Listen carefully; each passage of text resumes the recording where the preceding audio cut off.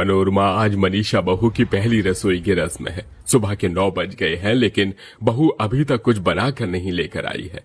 जरा किचन में जाकर देखो तो। बहू तो अभी तक सो रही है। शादी की थकान कहाँ इतनी जल्दी उतरती है। आज नहीं तो कल अपनी पहली रसोई कर देगी। आप चाय पीजिए। सभी लोग मनीषा के उठने का बेसब्री से इंतजार कर रहे होते हैं। वहीं जहां सभी घरों में नई नवेली बहुएं सुबह 6 बजे उठकर अपनी रसोई का खाना बनाती हैं, वहीं मनीषा दोपहर के 12 बजे उठकर 2 बजे तक सबके लिए नाश्ता बनाकर लाती है। मनीषा बहू, अब तो दोपहर के खाने का वक्त हो गया है। तुम अब नाश्ता बना कर आ रही हो। वो क्या है ना माँ जी, मेरे घर में सभी इतने बजे ही नाश्ता करती थी, इसलिए मुझे इसकी आदत पड़ गई है। कोई बात नहीं बहू, मैं समझ सकती हूँ, लेकिन धीरे धीरे तुम सब सीख जाओगी। मनीषा इतने प्यार से सबके लिए नाश्ता बनाती है, इसलिए सभी लोग दोपहर के 2 बजे नाश्ता करते हैं और ऐसे ही शाम हो जाती है। लेकिन मनीषा अभी तक अपने कमरे में आराम कर रही होती है, जिसे देख मनीषा की सास और जेठानी मनीषा के कमरे में आती हैं। अरे मनीषा बहू, शाम के 7 बज गए हैं और तुमने अभी तक खाने की तैयारी नहीं की। अरे माँ जी, अभी 7 ही तो बज रहे हैं। कौन सा रात के 10 बजे गए हैं। आप लोग फिक्र मत करिए, मैं बना दूंगी खाना। इतना कहकर मनीषा दोबारा से अपना फोन चलाने में लग जाती है, जिसे देख मनोरमा और अलीशा वापस नीचे हॉल में आ जाते हैं। खाने का इंतजार करते करते रात के 10 बज जाते हैं, लेकिन अभी तक किचन में से कुकर की एक सीटी की भी आवाज नहीं आई। माँ, बहुत जोरों की भूख लग रही है और नींद भी आ रही है। मनीषा ने अभी तक खाना नहीं बनाया क्या? पता नहीं बेटा, एक बात है, देख कर आती हूँ।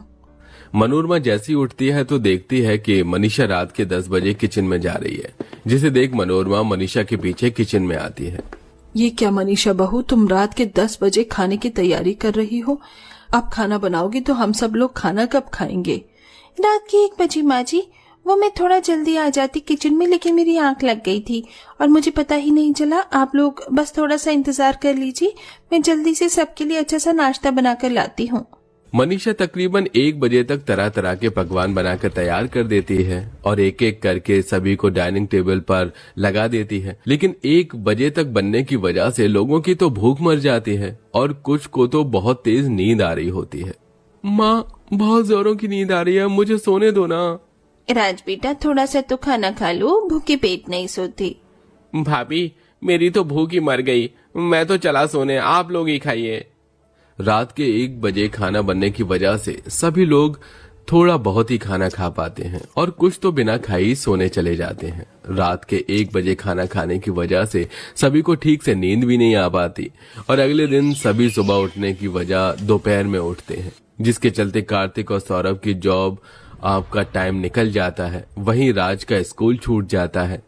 आज मुझे कॉलेज में इतना इम्पोर्टेंट प्रेजेंटेशन देना था, लेकिन अब क्या करूं, 11 तो यहीं बज गए हैं। पूरे महीने भर की मेहनत मेरी बेकार हो जाएगी। और मेरे तो ऑफिस में आज एक बहुत इम्पोर्टेंट मीटिंग थी। बॉस तो कल मुझे बहुत सुनाने वाला है। ये सब हमारे रात को इतनी लेट 1 बजे खाना खाने की वजह से हुआ है। अगर हम समय से खाना खाते तो समय पर सो पाते। सिर्फ एक रात को 1 बजे खाना खाने की वजह से अगले दिन सभी का काफी नुकसान हो गया था। कोई कॉलेज नहीं जा पाया था तो कोई ऑफिस, लेकिन अब ये तो रोज की कहानी बन चुकी थी। मनीषा आए दिन रात को 1 बजे तक ही खाना तैयार करती थी, जिसके चलते सारे परिवार को 1 बजे ही खाना खाना पड़ता। इस हफ्ते राज की स्कूल की पूरी 3 दिन की छुट्टी हो चुकी है। टीचर मुझे कॉल पर बहुत सुना रही थी। आप जरा मनीषा को बोलिए कि वो थोड़ा जल्दी खाना बनाए ताकि हम सब लोग समय पर सो जाएं। तू ठीक कह रही है, मैं आज ही मनीषा बहू से इस बारे में बात करूंगी। मनोरमा सीधा मनीषा के कमरे में जाती है। प्रेम जी, अच्छा आप आ गए हैं। मैं तो आपके पास ही आने वाली थी। वो आज रात के खाने में क्या बनाऊं? बहू, तुझे जो बनाना है तू बना, लेकिन एक विनती है कि तुझे रात के 10-11 बजे तक खाना तैयार कर दिया कर, क्योंकि 1 बजे खाना खाने की वजह से हम सब लोगों की आंखें बड़ी लेट खुलती हैं। लेकिन माँ जी, मेरे घर में तो सब 1 बजे ही खाना खाती थी, इसलिए मुझे 1 बजे की आदत डली हुई है। और अगर मैं 8 बजे किचन में चली भी जाऊंगी तो मेरे हाथ पैर नहीं चलने वाले। सिर्फ कुछ दिनों की बात है और फिर आप सबको भी आदत लग जाएगी। अपनी सास की बात मानने की बजाय मनीषा उसे चुप करवाकर चली जाती है और हर रात 1 बजे डिनर बनने का ये सिलसिला यूं ही चलता रहता है। रात के 1 बजे जहां पूरे मोहल्ले में सभी लोग सो रहे होते हैं, वहीं मनीषा के किचन में बर्तनों की आवाज खिड़की से आती रहती है, जिसके चलते आसपास के पड़ोसी भी अब काफी ज्यादा परेशान होने लगे थे। माँ जी, रात के 1 बजे खाना बनाने का क्या मतलब है? आपकी बहू किचन में इतना खटपट करती है ना कि हम सबकी नींद खुल जाती है। अरे उस दिन तो मैं डर ही गई थी, मुझे तो लगा कि आपकी रसोई में कुछ और घुस आया है। अपनी बहू को बोलकर ये बर्तन के खटपट बंद करवाइए। पड़ोसियों की बात सुन मनोरमा एक बार फिर अपनी बहू को समझाती है, लेकिन मनीषा कहाँ मानने वाली थी और ऐसे ही कुछ समय गुजर जाता है।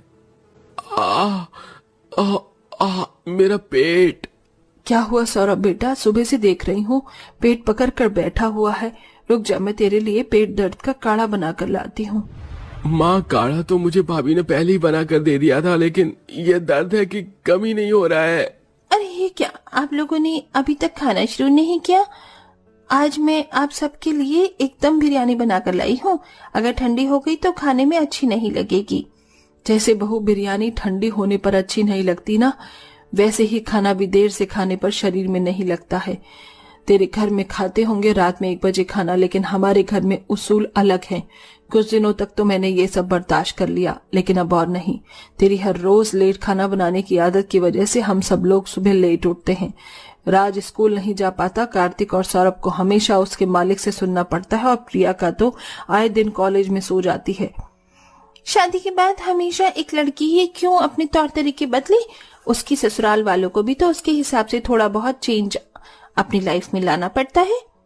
मनीषा, तुम ठीक कह रही हो, लेकिन तब जब उसकी ससुराल वालों में कोई गलत आदत है, और मुझे नहीं लगता कि जल्दी खाना खाना कोई गलत आदत है।